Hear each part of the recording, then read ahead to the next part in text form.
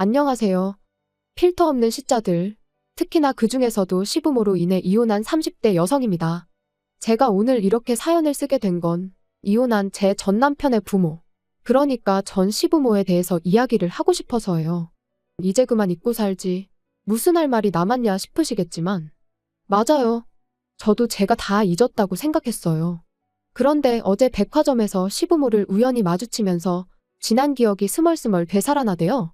그래서 정말 마지막으로 어디 대나무밭에다 시원하게 한번 털어내는 셈치고 제 이야기를 좀 해보려고 합니다. 일단 전 남편이지만 편의상 남편이라 부를게요. 남편은 저보다 7살 많은 직장 선배였습니다. 그리고 저는 솔직히 처음엔 남편을 남자로 본 적은 없었어요. 일단 뭐라고 해야 하나 부리부리한 이목구비부터 시작해서 외모가 제 스타일이 아니었거든요. 그런데 어째선지 언젠가부터 남편이 먼저 자꾸 저한테 주말에 뭐하냐, 영화 보러 가자 해가며 데이트 신청을 해오는 게 아니겠어요? 게다가 좀 조용히나 하지. 온 동네방네 소문까지 내서는. 나중엔 설레발치고 다니기 좋아하는 직원들까지 가세해선 저더러 좀 만나줘라 어째라. 이건 정말이지. 무슨 중학생들도 아니고 머리가 다 아프더라고요. 그리고 결국 분위기에 휩쓸리듯 연애를 시작한 지 1년 만에 부부의 영까지 맺게 됐네요. 여담이지만 다행히 회사가 사내 커플 사내 부부에 호의적이다 보니 가능한 일이 아니었나 싶습니다. 아무튼 그렇게 부부가 된 이후로도 남편과 제 사이만 놓고 보자면 별 문제는 없었어요. 연애 때와 마찬가지로 저희 두 사람의 관계도 좋았고 둘이 맞벌이를 했으니 생활하는데 나름의 여유도 있었고 크게 흠잡을 구석이 없었달까요? 하지만 그런 저희가 이따금씩 부딪히는 경우가 있었는데 그럴 땐 100이면 100 시자들 때문이었어요. 이미 오래전에 남이 되어버린 사이니 예의를 차릴 필요는 없을 거고 그러니 솔직하게 말하겠습니다. 저는 이날이때껏 살면서 정말이지 제 시댁 식구들처럼 싼티나는 사람들을 본 적이 없는 것 같아요. 그게 뭐 옷을 야하게 입고 그래서가 아니라 신우들은 물론이고 어머님 아버님까지 아주 거침없이 아무 말이나 해댔거든요. 뭐 대통령 정치인은 예산일이고 친척들의 오다가다 스치는 사람들까지 무슨 한 주거리 씹듯 씹어대더라니까요. 그리고 돌이켜 생각해보면 처음 시댁에 인사를 하러 갔을 때부터 그런 낌새가 있었는데 연예인 흉 좀 볼 수도 있는 거지 하고 넘긴 게 문제였나 싶기도 해요. 지금도 생생하게 떠오르는 게 식사를 마치고 이제 저는 어머님을 도와 설거지를 하고 뒤늦게 남편을 비롯한 식구들이 모여 앉은 거실로 향했는데 다들 제가 와서 앉는 줄도 모르고 아주 빨려 들어갈 듯이 TV를 보면서 저 여자 연예인 얼굴 좀 봐라 어떻지 않냐? 무슨 성형을 한 게 분명하다 뭐 그런 이야기만 하고 있더라고요. 그리고 그 꼴을 보고 있자니 솔직히 좀 웃긴 거예요. 친구들끼리도 아니고 동생이 결혼할 여자까지 데려온 상황에 저런 얘기나 하고 있나 싶어서요. 하지만 이내 또 하긴 뭐 가족들끼리니까 저런 얘기도 편하게 하나 싶기도 했고 아무튼 좀 한심하게 보이긴 했지만 이내 그냥 잊어버렸죠. 당시엔 결혼 준비로 그런 것 말고도 신경 쓸 일이 한두 가지가 아니었으니까요. 그런데 결혼을 하고 나서 이제 몇 번의 가족 모임을 더 갖게 되면서 알게 된 게 그 사람들은 그냥 누구건 간에 자기들 눈에만 띄면 트집을 잡아 씹어대는 게 일상이었어요. 특히나 외모에 있어서는 어쩜 그렇게 품평회하기를 좋아하던지.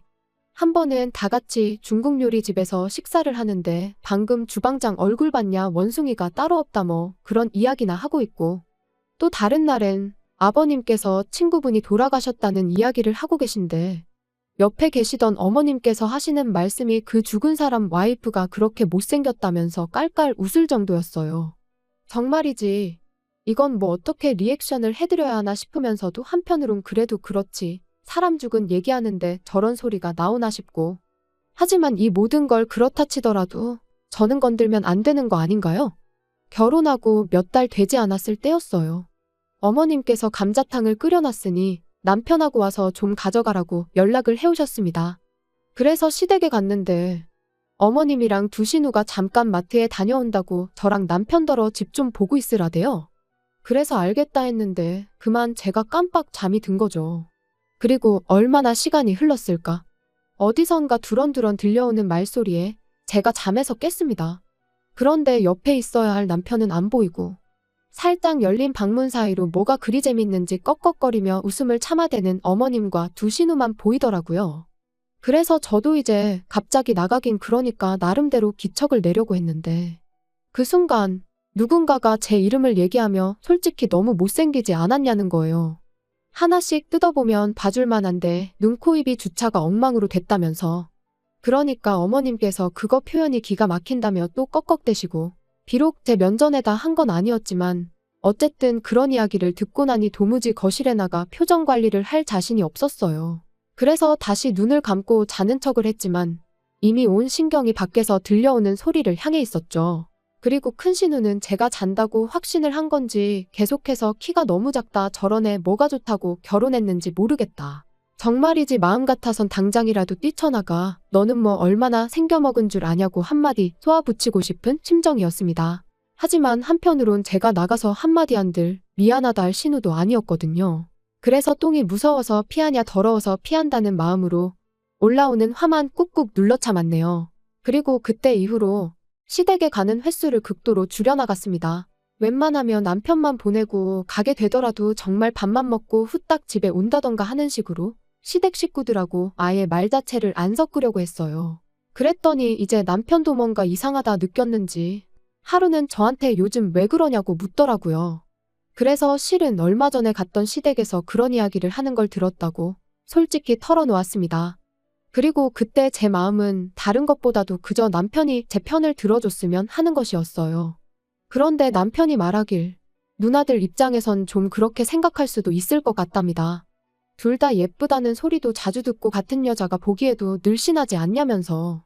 그래서 누나들이 자기 와이프가 될 여자에 대한 기대치가 좀 있었던 것 같다나요? 정말이지.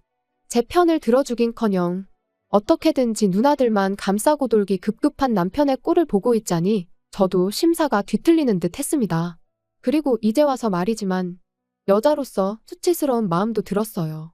은연중에 남편도 신우들이 하는 말에 동의하고 있다는 기분이 들었으니까요. 그래서 저도 에라 모르겠다는 생각으로 그동안 속으로만 생각하던 말을 꺼냈습니다. 정말 당신 식구들은 이상하다. 왜 맨날 모이면 외모 이야기밖에 안 하는지 모르겠다. 그거 되게 수준 낮아 보인다고요. 그랬더니 남편이 요즘에는 외모가 경쟁력이니 당연한 거 아니냐면서 저더러 혹시 무슨 자격지심 같은 거 있냐는데 기가 막혀서 그럼 그렇게 대단한 경쟁력을 두고 왜 당신 누나들은 그 모양으로밖에 못 사냐 받아쳤습니다. 참고로 하나는 아르바이트만 전전하고 다른 하나는 남자한테 속아서 전 재산을 거의 다 날렸어요. 아무튼 뭐 결국 그날 대판 싸웠네요. 그리고 이게 얼마나 대단한 일이라고 생각하실 수도 있겠지만 저는 이 일로 남편에게 많이 실망하기도 했고 그러면서 좀 정이 떨어졌습니다. 그리고 그 때문인지 점점 남편하고 가벼운 스킨십조차 하기도 싫고 제가 남편을 좀 멀리하게 되더라고요. 그런데 이런 상황을 모르는 시부모님께선 결혼한 지 왜 1년이 다 되도록 소식이 없냐며 하루가 멀다 하고 손주 타령을 하시기 시작하셨습니다. 그리고 그 무렵 저는 정말 생각이 많았어요. 그도 그럴 게 어쨌든 여전히 남편과는 같은 회사를 다니고 있었으니 이혼은 엄두가 나지 않기도 했고 사실 그때까지만 하더라도 일단 저부터가 이혼하면 여자만 손해다 싶었으니까요. 그래서 그래, 애를 갖자. 애를 가지면 좀 부부 사이가 나아질지도 모른다. 그런 결론에 다다르게 된 거죠. 그런데 문제는 그렇게 마음을 먹은 이후로 남편하고 열심히 노력을 했는데 어째선지 반년이 지나도록 임신이 되질 않았습니다. 그래서 결국 남편과 함께 병원을 찾았어요. 그리고 병원에서 듣게 된 말은 남편이 키도 크고 체격도 좋은데 정자수가 적어도 너무 적다는 거예요. 그러면서 애를 많이 써야 할 거라는데 솔직히 제 입장에선 기가 찰 노릇이었습니다. 가뜩이나 남편한테 정도 많이 떨어졌지만 그래도 어떻게든 좀 살아보려고 애라도 가져볼까 한 건데 그마저 쉽지 않다고 했으니까요. 그리고 남편이 이야기를 한 건지 시부모님께선 저희가 병원에서 무슨 이야기를 듣고 왔는지 무척이나 궁금하신 눈치셨어요. 그런데 남편이 저더러 시부모님께는 그냥 아무 문제도 없다고 하면 안 되겠냐대요. 시부모님께서 얼마나 충격이 크시겠냐면서요. 하지만 그랬다간 계속해서 제가 받을 스트레스는 어떡하나 싶었습니다.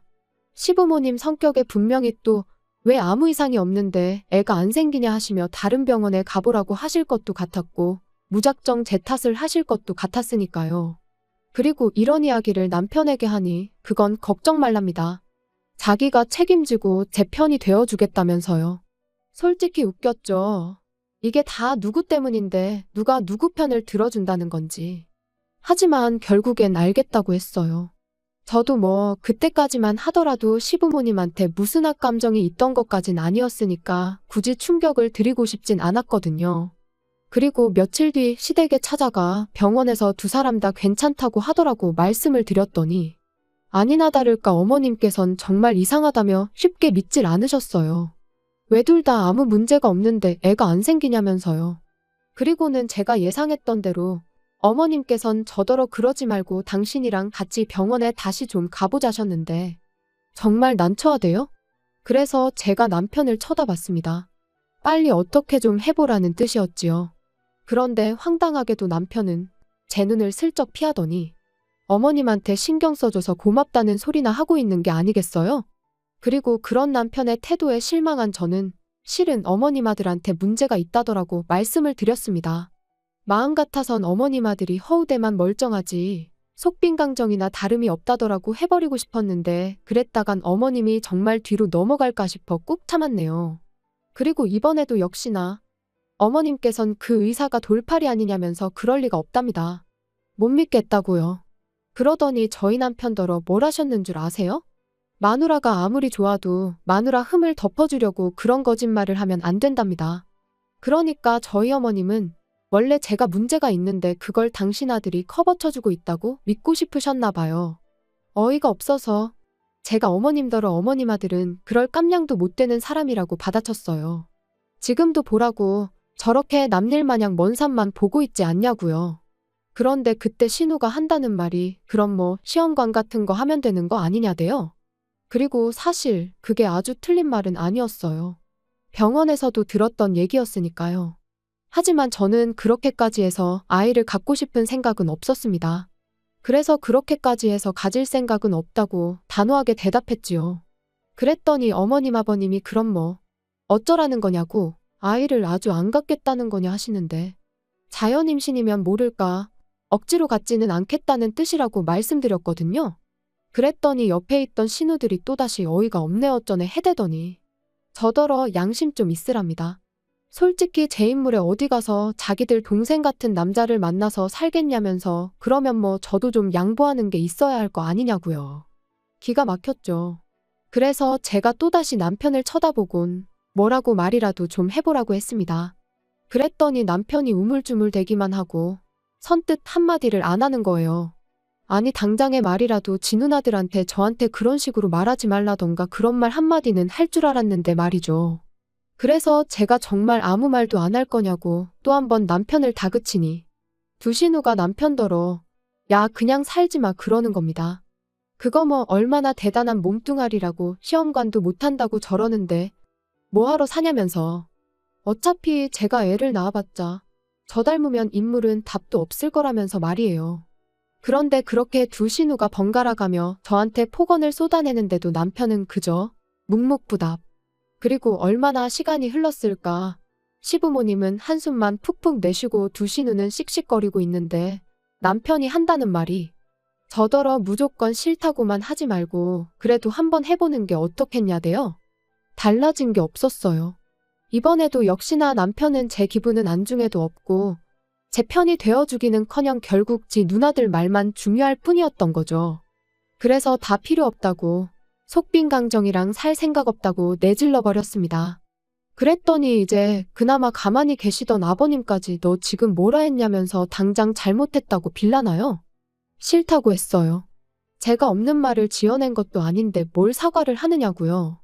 그리고는 딸들은 뇌가 없고 아들은 씨가 없으니 참으로 속상하시겠다 한마디 더 날리고 이후로 뒤도 안 돌아보고 도망치듯 시댁에서 빠져나와. 이후론 뭐 이혼한 거죠.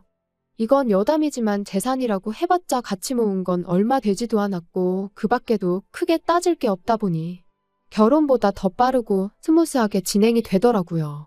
아무튼 저는 회사 사람들에게 먼저 이혼을 알렸습니다. 다만 남편에게 사람들한테는 성격 차이라고 말해둘 거라고. 그런데 만약 당신이 없는 소리를 지어내가며 내 험담을 하고 다니고 그랬다간 나도 당신이 속빈강정인 걸 사람들에게 말할 거라고 했어요. 그랬더니 남편이 애꿎은 입술만 잘근잘근 씹으며 알겠다대요. 그리고 저는 이혼한 지 3년 만에 지금의 연하 남편과 재혼을 했습니다. 사실 남편과 이혼 후에도 회사에서 나올 생각은 없었는데 아무리 제가 결백하더라도 사람들 입방아에 오르내리는 건 어떻게 막을 수가 없더라고요. 게다가 오르내리기만 하는 게 아니라 이야기가 부풀려지기 일쑤였으니 정말이지 스트레스가 이만저만이 아니었죠. 그래서 아예 다른 업계로 이직을 했는데 거기서 지금의 연하 남편을 만나게 됐네요. 능력 있고 자상하고 이런 말 못하지만 전 남편하고는 비교도 안 되게 이번만큼은 제가 생각해도 저한테 과분한 사람이에요. 게다가 연하 남편과 재혼한 지 얼마 지나지 않아 바로 아이도 생겼습니다. 어제도 이제 곧 태어날 아이를 위한 용품들을 사려고 백화점에 갔던 거고요. 그런데 그렇게 전 남편은 물론이고 시부모의 신우들까지 마주칠 줄이야. 게다가 다들 하나같이 불러온 제 배를 보고는 꽤나 놀란 것 같았죠. 아마 모르긴 몰라도 뒤에서 분명 저 때문에 애가 안 생겼을 거라고 자기들끼리 정신승리나 하고 있었을 텐데 그 생각을 하니까 속이 다 후련했습니다.